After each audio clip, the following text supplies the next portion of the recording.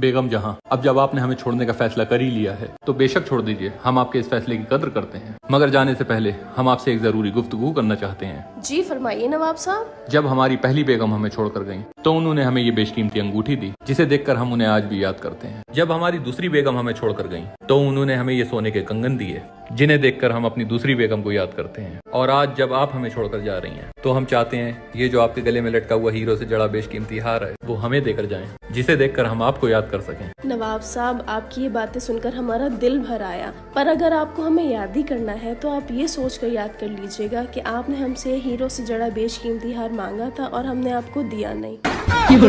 पर फिक्र ना करिए नवाब साहब, हमने आपकी बची खुची रियासत से 70% हिस्सा अपने नाम करा लिया है, जिससे आप हमें ताउम्र याद रखेंगे।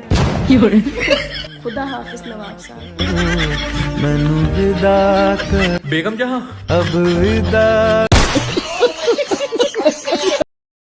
बाबू जी मेरे अब्बू का फोन आ रहा है, तो थोड़ी मेरी तारीफ कर दीजिएगा प्लीज। बस इतनी सी बात। जी अब्बू, जी सब खैरियत है। आपकी बेटी तो हमारी फैमिली में एकदम एडजस्ट हो गई है। अब ये समझिए कि ऐसा नहीं है कि वो मुझे नाश्ता नहीं देना चाहती है, उसकी देर में उठने की आदत है, तो जब तक 1-2 बजे तक वो सोकर उठती है, तब तक मैं ऑफिस में होता हूँ। और क्या तरबियत दी है आपने अपनी बेटी को। मेरे माँ बाप के किसी काम को मना नहीं करती है, हमेशा कोई ना कोई बहाना बना देती है ताकि उन्हें बुरा ना लगे। और ऐसा नहीं है कि एक ही बहाना बनाए, हर बार नया बहाना बनाती है ताकि उन्हें शक भी ना हो। इसलिए उन्होंने काम को कहना ही छोड़ दिया। और आपको पता, मेरे सारे रिश्तेदार खुश हैं, एक भी नहीं नाराज है, क्योंकि जब भी वो मेरे घर पे आते हैं तो ये अपने कमरे में ताला लगा के बैठ जाती है। अब ना मुलाकात होगी, ना कोई बुराई होगी। और सबसे अच्छी बात यह है कि आपकी बेटी झूठ नहीं बोलती है, उसे जो काम नहीं करना होता है सीधा मुंह पर मना कर देती है। हम लोग तो इतना ज्यादा खुश हैं कि हमें डर लगता है कि कहीं हमें खुशी से हार्ट अटैक ना आ जाए। मैं तो बस ये दुआ कर रहा हूँ कि आप जो अपने बेटे के लिए बहू ढूंढ रहे हैं, वो सेम ऐसी आदतों की आए। हेलो,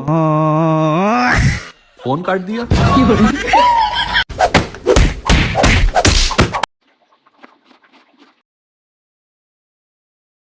वो मुझे तुमसे कुछ जरूरी बात करनी है। हाँ बोलो। अब मैं तुम्हारे साथ नहीं रह सकता, इसलिए मैंने सोचा है कि मैं दूसरी शादी कर लूं। अच्छा, तो कोई नजर में है क्या? हाँ, वो जो अपनी पड़ोसन है आलिया, उसी से सोच रहा हूँ। तो क्या वो शादी के लिए तैयार है? हाँ, कल उससे बात करी थी तो कह रही थी कि उसे कोई प्रॉब्लम नहीं है शादी से। तो ठीक है। यार, ये इतनी नॉर्मल कैसे बिहेव कर रही है? अरे तुम टेंशन क्यों ले रही हो?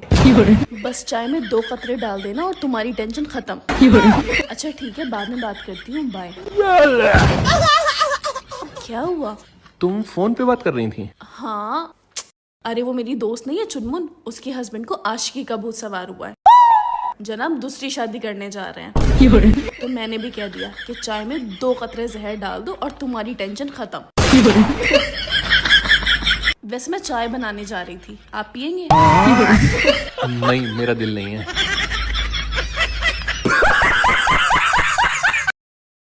सुनो। हाँ?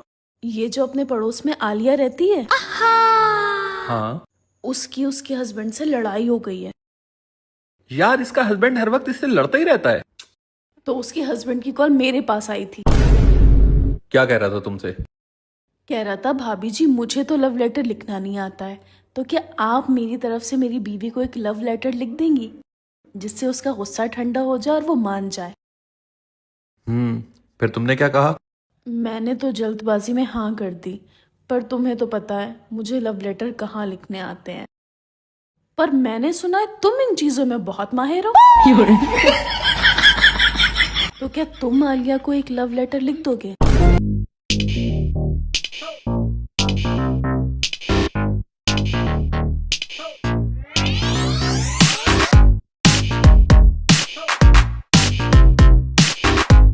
मेरी प्यारी आलिया, उसके हस्बैंड की तरफ से है ना? तुमसे ज्यादा हसीन आज तक मैंने किसी को नहीं देखा। तुम्हारी आंखें एकदम नशीली हैं और जब तुम नहा के छत पर अपने बाल सुखाने आती हो और अपने बाल तौलिया से झटकती हो तो वक्त मानो थम सा जाता है। वो लड़कियों को इम्प्रेस करने के लिए बोलना पड़ता है, लिखो लिखो। मुझे मालूम है कि तुम्हारी नई वाली चप्पल तुम्हारे पैरों को काट रही है, इसलिए मैं तुम्हें नई चप्पल ला कर दूंगा। 1 मिनट, लेकिन तुम्हें कैसे पता कि उसकी नई वाली चप्पल उसके पैरों को काट रही है? वो मैंने कल उसे घर से निकलते हुए देखा था, तो बेचारी लंगड़ा के चल रही थी, तो मैं समझ गया उसकी चप्पल उसे काट रही है। और उससे पड़ोसी का खर्चा भी हो जाएगा। मुझे पता है कि तुम्हें गेंदे के फूलों से एलर्जी है, इसलिए मैं तुम्हें गुलाब के फूल भेजूंगा। अब तुम्हें ये कैसे पता कि उसे गेंदे के फूलों से एलर्जी है? वो परसों अपने साथ एक फंक्शन में गई थी ना, तो वहां गेंदे के फूलों की सजावट थी, तो जैसे ही वो फूलों के पास गई तो उसे छींकें आने लगी, तो मैं समझ गया उसे एलर्जी है उससे। ठीक 3 बजे मैं अपने पड़ोसी के हाथ गुलाब के फूलों का गुलदस्ता भेजूंगा तुम्हारे लिए। तुम क्यों उसके लिए गुलाब के फूलों का गुलदस्ता लेकर जाओगे?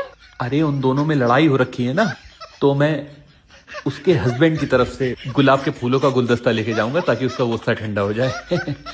एक बात कान खोल कर सुन लो, कहीं तुम उसका गुस्सा ठंडा करते करते मेरा ना बढ़ा देना। नहीं नहीं नहीं, भरोसा रखो मुझ पर।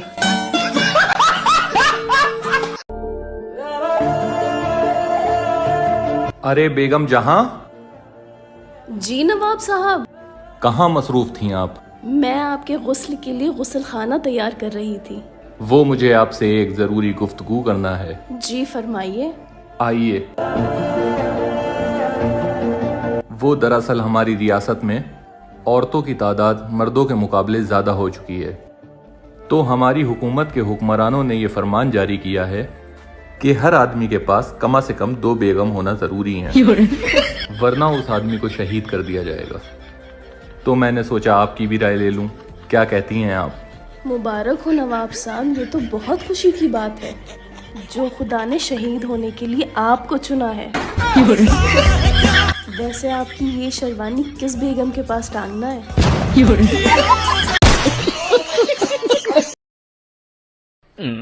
नवाब साहब, हम देख रहे हैं आप काफी देर से इस मछली घर को देखकर किसी गहरी सोच में मुब्तला हैं। क्या सोच रहे हैं? बेगम जान, हम सोच रहे थे कि हमारी जिंदगी भी कुछ इस मछली घर में पड़े इस कछुए जैसी है। वो कैसे? जब हमने इस कछुए को इस मछली घर में पनाह दी थी तो ये एकदम अकेला और तन्हा था, जिसकी वजह से ये बिल्कुल सुस्त और ढीला ढाला रहता था। ठीक उसी वक्त हम भी कुंवारे, अकेले और तन्हा थे, और हम भी बिल्कुल सुस्त और ढीले ढाले रहते थे। फिर एक दिन हमने एक मछली को इस मछली घर में इस कछुए के साथ पनाह दी, और उस मछली की वजह से इस कछुए के अंदर चुस्ती फुर्ती आ गई और ये पहले से ज्यादा खुशहाल रहने लगा। यही देखकर हमने भी आपसे निकाह कर लिया और हमारे अंदर भी चुस्ती फुर्ती आ गई और हम भी खुशहाल रहने लगे। लेकिन अभी चंद रोज पहले हमने कुछ अदद मछलियों को और पनाह दी और हमने देखा कि इस कछुए के मिजाज में गजब की तब्दीली आ गई है और ये पहले से ज्यादा तेज तर्रार हो गया है और पहले से ज्यादा खुशहाल रहने लगा है। तो हमारे कहने का मतलब ये है कि अगर हमारी जिंदगी में भी 2-4 मछलियां इसी तरह आ जाएं, तो क्या पता हम भी और ज्यादा तेज तर्रार हो जाएं और ज्यादा खुशहाल रहने लगे। समझ रही हैं ना आप बेगम जान? नवाब साहब, आपको इतना घुमा फिरा के इस बात को कहने की कोई जरूरत नहीं है। हम आपकी बात को बखूबी समझ गए कि आप दूसरे निकाह के ख्वाहिशमंद हैं। लेकिन एक मुश्किल है नवाब साहब। वो क्या बेगम जान? इस मछली घर में आप चाहे जितनी भी मछलियों को पनाह दे दें, लेकिन इस कछुए पे कोई असर नहीं पड़ेगा। वो क्यों? क्योंकि इस कछुए की पीठ बेहद मजबूत है, जो कि आपकी नहीं है। तो अपनी जिंदगी में कोई भी दूसरी मछली लाने से पहले एक बार अपनी पीठ का ख्याल जरूर कर लीजिएगा।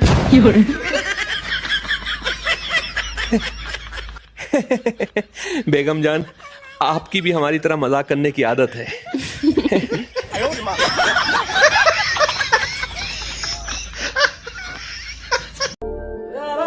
बेगम जहां, ये देखिए हम आपके लिए चिमटा लाए हैं। आज के बाद आपका रोटी बनाते वक्त हाथ नहीं जलेगा। बेगम जहां, ये आपकी आंखें नम क्यों हैं? क्या इसकी वजह हम जान सकते हैं? नवाब साहब हमारी एक बचपन की दोस्त है जो हमारे दिल के बेहद करीब है। हाल ही में उसका निकाह हुआ था और आज उसके शौहर का एक हादसे में इंतकाल हो गया, जिसकी वजह से वो एक बेवा हो गई। ये तो बहुत ही दर्दनाक खबर सुनाई है आपने, और आपके इस दर्द को हम बाखूबी समझ सकते हैं। अब चूंकि आप हमारे निकाह में शरीक हैं, तो आपको इस कदर मायूस हम नहीं देख सकते। आपकी इस तकलीफ को दूर करने के लिए हमारे दिल में एक ख्याल आया है। जी नवाब साहब, आपने तो सुना ही होगा कि एक बेवा से निकाह करना कितना सवाबी काम है, तो हम आपकी उस बेवा दोस्त से निकाह कर लेते हैं। इससे हमें सवाब हासिल हो जाएगा और आपकी वो अजीज दोस्त भी आपकी नजरों के सामने रहेगी। मगर हम नहीं चाहते कि आपकी किसी भी गलत फैसले की वजह से हम भी अपनी दोस्त की तरह बेवा हो जाएं और हमसे निकाह करके उस सवाब का हकदार कोई और नवाब हो जाए। क्या हुआ नवाब साहब? हमारी पतलून। नवाब साहब जी जल्दी बाहर आइए, हमें आपसे एक जरूरी गुफ्तगू करनी है। आ रहे हैं। फौरन आइए। आए। गुसल खाने से आने में इतना वक्त क्यों जाया किया? वो बेगम जहां, हम अपनी इज्जत की डोर को उलझनों की कश्मकश से रिहा कर रहे थे। क्या मतलब? वो हमारे पजामे के नाड़े में गांठ पड़ गई थी, तो उसी को सुलझा रहे थे। जी बताइए। आज हम एक जलसे में गए थे, वहाँ पर मौजूदा कुछ खातून आपस में गुफ्तगू कर रही थी कि आप दूसरे निकाह का मंसूबा बना रहे हैं। औरतों को तो बात करने के लिए कोई ना कोई मौजू चाहिए, और वैसे भी हम तो औरतों में काफी मशहूर हैं। हमारा मतलब है, हमारे पास आप जैसी हुस्न की मलिका हैं, तो जलती हैं हमसे, बदनाम करने की कोशिश करती हैं हमें। यकीन मानिए ऐसा कुछ नहीं है। बेहतर है आपकी सेहत के लिए।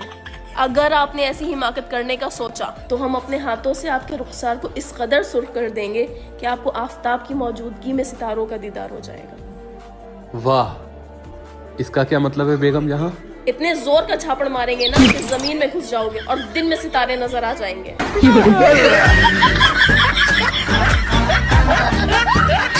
आज से हम लोग दोस्तों की तरह रहेंगे और दोस्ती में कोई सीक्रेट नहीं। हाँ ठीक है। तो तुम बताओ, मेरे अलावा तुम्हें और कितनी लड़कियां पसंद है? पागल हो, मुझे तुम्हारे अलावा कोई पसंद नहीं है। तुम इतनी तो खूबसूरत हो। तुम्हें लग रहा है मैं तुम्हें फिर से फंसा दूंगी? नहीं। अच्छा तुम रहने दो, मैं तुम्हें बताती हूँ कि मुझे तुम्हारे अलावा 3 और लड़के पसंद है। अगर तुम इतना खुल के बता सकती हो तो सुन लो, मुझे भी तुम्हारे अलावा 3 और लड़कियां पसंद है। हाँ हाँ कोई बात नहीं, ये लो, तुम उन 3 लड़कियों के नाम लिखो और मैं उन 3 लड़कों के नाम लिखती हूँ। हाँ ठीक है।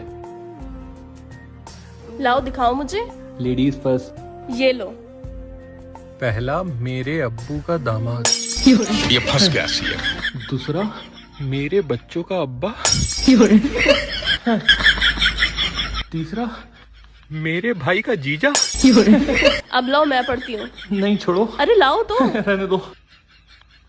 तुम्हारी खाला की बेटी अमरीन, तुम्हारी फुप्पो की बेटी फरहीन और तुम्हारी दोस्त आलिया। तुम्हें क्या लगा मैं तुम्हारे साथ ये बच्चों वाले गेम खेलूंगी? नहीं। मैं तो बस उन लड़कियों के नाम जानना चाहती हूँ जिससे मैं इस रक्षाबंधन तुम्हारे राखी बंधवा सकूं।